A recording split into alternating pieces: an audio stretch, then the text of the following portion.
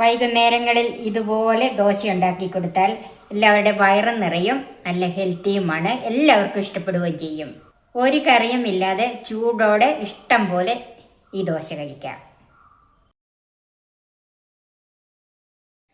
2 cup ഗോതമ്പ് പൊടി കൊണ്ടാണ് ഞാൻ ഈ ദോശ ഉണ്ടാക്കുന്നത്.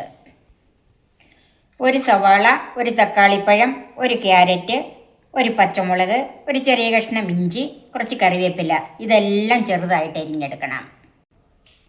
1 ടീസ്പൂൺ ചില്ലി ഫ്ലേക്സ്, 1/2 ടീസ്പൂൺ കടുക്, ഉപ്പ്, വെളിച്ചെണ്ണ, വെള്ളം. സവാള, ക്യാരറ്റ്, പച്ചമുളക്, തക്കാളിപ്പഴം, കറിവേപ്പില, ഇഞ്ചി എല്ലാം പൊടിയായിട്ട് അരിഞ്ഞിട്ടുണ്ട്. ചൂടായ പാനിലേക്ക് വെളിച്ചെണ്ണ ഒഴിക്കാം. 2 ടീസ്പൂൺ വെളിച്ചെണ്ണ ഒഴിച്ചിട്ടുണ്ട്. കടുക് ചേർക്കാം.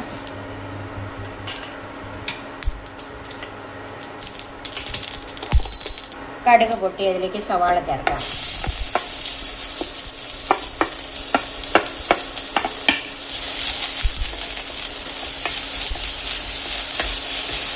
ഒന്ന് വാടി വന്നാൽ മതി.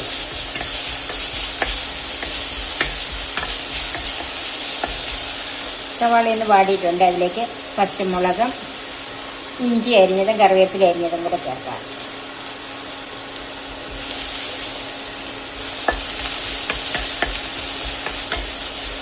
ഇതിലേക്ക് ക്യാരറ്റ് അരിഞ്ഞത് ചേർക്കാം.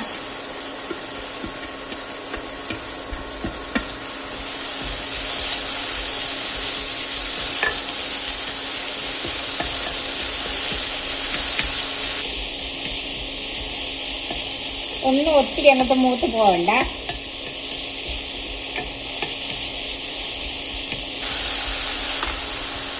ഇതിലേക്ക് ചതച്ച മുളക് ചേർക്കാം.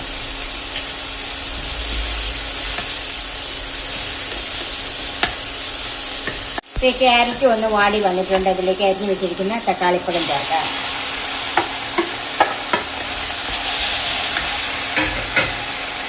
ഈ ഒരു മീഡിയം ഫ്ലെയിമിൽ മതി. ഇതിന് ആവശ്യത്തിനുള്ള ഉപ്പ് ചേർക്കാം.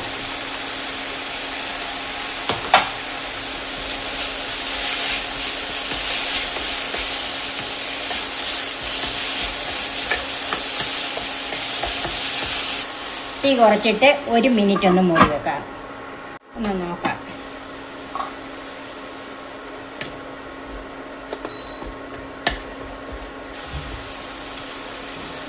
ഒരു 2 ടേബിൾ സ്പൂൺ വെള്ളം ഒഴിച്ചു കൊടുക്കാം.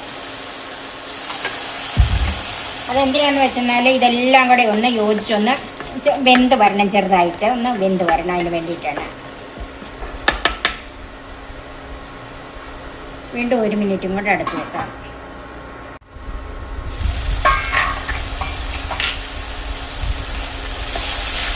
അതിൻ്റെ വെള്ളമൊക്കെ വറ്റി ആവശ്യത്തിന് വെന്തിട്ടുണ്ട്. തീ ഓഫ് ചെയ്ത് ചൂടാറാനായിട്ട് മാറ്റി വെക്കാം. നമുക്ക് ഈ ഗോതമ്പ് മാവ് ഒന്ന് കലക്കിയെടുക്കണം. അതിൻ്റെ ഫില്ലിങ്ങിനകത്ത് ഉപ്പ് ഇട്ടിട്ടുണ്ട്. പക്ഷേ ഇതിനകത്ത് അല്പം ഉപ്പും കൂടെ ഇട്ട് കൊടുക്കണം.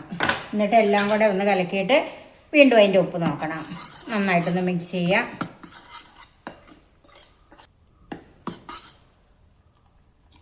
ഒരു ദോശമാവിൻ്റെ അയവിൽ വേണം നമ്മളിതൊന്ന് കലക്കിയെടുക്കാൻ.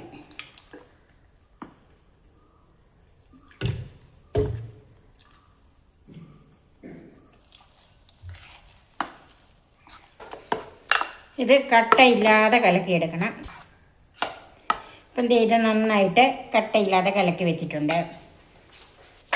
ഇനി അതിലേക്ക് നമ്മൾ വഴറ്റി വെച്ചിരിക്കുന്ന ചേരുവ ചേർക്കാം. അത് കുറേശ്ശെ ചേർത്ത് കലക്കിയെടുക്കണം.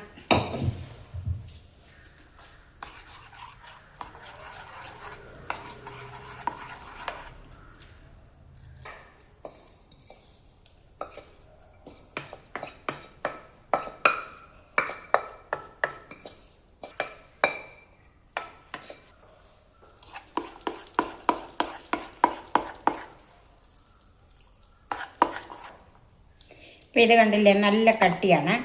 അല്പം വെള്ളം കൂടെ ചേർക്കണം.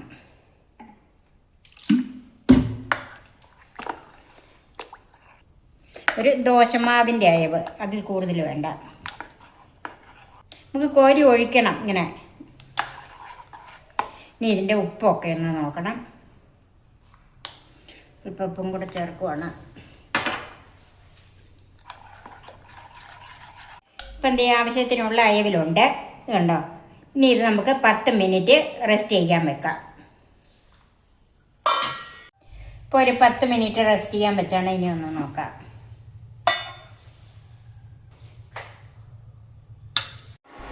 പാൻ ഒരു മീഡിയം ചൂടായിട്ടുണ്ട്. അതിലേക്ക് നമുക്ക് ദോശമാവ് ഒഴിച്ചു കൊടുക്കാം.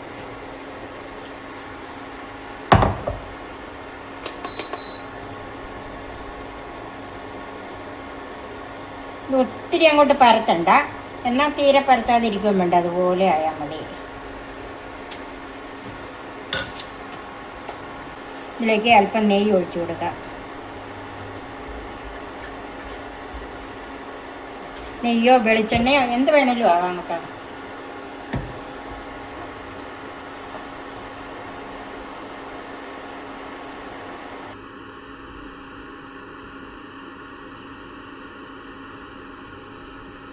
നമുക്കിതൊന്ന് മറിച്ചിടാം.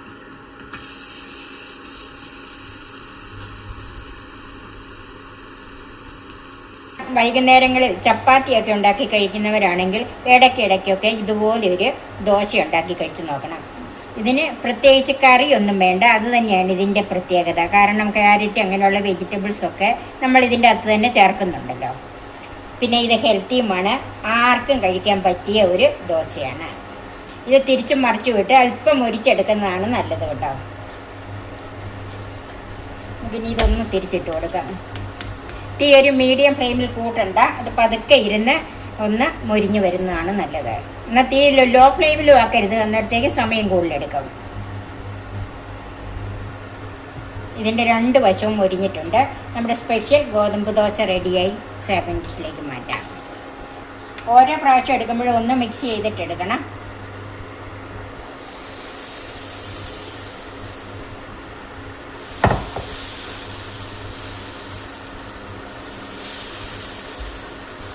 ബാക്കി നമുക്ക് ഇതുപോലെ ഉണ്ടാക്കിയെടുക്കാം.